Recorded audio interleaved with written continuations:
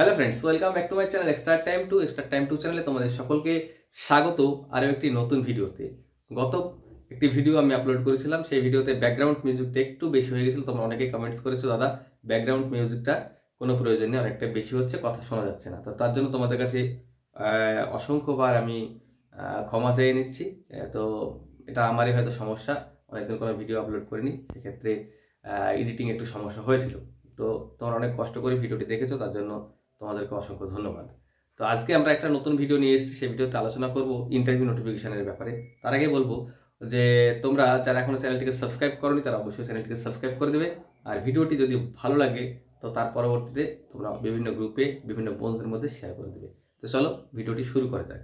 Interview notification নিয়ে দীর্ঘদিনের যে সমস্যা 2022 টেট পাসটা ভোগ করছে, সেই সমস্যাটা কত দূর বা সমস্যাটা কি সমাধানের শেষ মুহূর্তে আসছে কিনা, সেটাই আমাদের আলোচ্য বিষয়। দেখো, প্রথমেই বলি যে ইন্টারভিউ নোটিফিকেশনের সবচেয়ে বড় বাধা ছিল ওবিসি মামলা। এই ওবিসি মামলা সম্পূর্ণ না মিটলে ওবিসি মামলাটা কিন্তু এখন আর যে জায়গায় আছে সেই জায়গা থেকে কিন্তু কোনো সমস্যা নেই নোটিফিকেশন দেওয়াতে।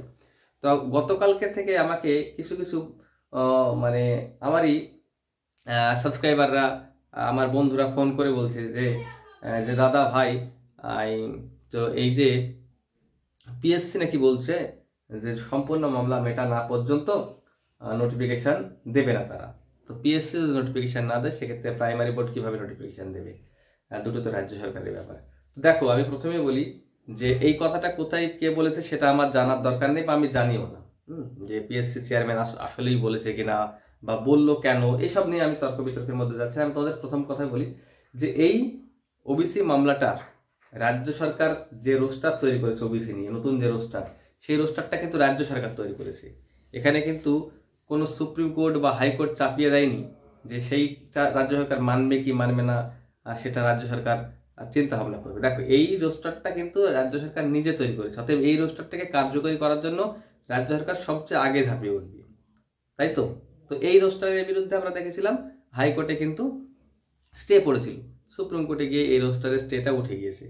তো মানে সুপ্রিম কোর্টের জাজমেন্টের উপরে স্টে পড়েছে। তো সেক্ষেত্রে রাজ্য সরকার কিন্তু নিয়োগ আরামসে করতে পারে, এখানে কোনো সমস্যা ক্রিয়েট হবে না, আর রাজ্য সরকার নিয়োগ করবেও। আমরা ইতিমধ্যে দেখছি তো ভর্তি প্রক্রিয়া শুরু হয়ে গেছে, বিভিন্ন রিক্রুটমেন্ট প্রক্রিয়া অনেক জায়গায় অনেক বোর্ডে শুরু করে দিয়েছে, ডাব্লিউপির এডিটিং অপশান এসছে। তো যাই হোক, প্রাইমারি নিয়ে এই পূর্ণাঙ্গ জাজমেন্ট আসতে হবে এরকম কোনো কিন্তু ব্যাপার না। জাজমেন্ট পূর্ণাঙ্গ কিন্তু এটাই আসবে, আর জাজমেন্টের সমস্যা হবে না। রাজ্য সরকারের রোস্টার মেনে জাজমেন্টটা আসছে, পরবর্তীতে আরও কিছু হয়তো ওবিসির সম্প্রদায়কে ইনক্লুড করা হবে, সেটাও আমরা দেখতে পাবো। তো যাই হোক, এটা কিন্তু কোনো সমস্যা নেই। এখন সমস্যা ছিল একটাই, সেটা হচ্ছে এখন যদি বলে 2022-এ মানে 11,765 নিয়োগ প্রক্রিয়া এখনো পেন্ডিং, এখনো কমপ্লিট হয়নি, এই এক্সকিউজটা হয়তো পর্ষদ পরবর্তীতে দেখাতে পারে যে এখনো পর্যন্ত একটা নিয়োগ প্রক্রিয়া শেষ হলো না, তোমরা কিভাবে দাবি করতে পারো নিয়োগের। এটা হতে পারে। আরও একটা নিয়োগ হতে পারে, আরও একটা কথা আসতে পারে যে টেট একটা হচ্ছে শুধুমাত্র সূচক, টেট পাস একটা সূচক, এখানে এক্ষেত্রে তুমি চাকরি তোমাকে দিতে হবে এরকম কোনো বাধ্যতামূলক ব্যাপার না। এটা আমাদের গৌতম পাল মহাশয় প্রত্যেকবারই বলে, কিন্তু টেট পাস মানে চাকরি নয়, ঠিক আছে। টেট পাস একটা হচ্ছে প্রাইমারি রিক্রুটমেন্টের অংশ।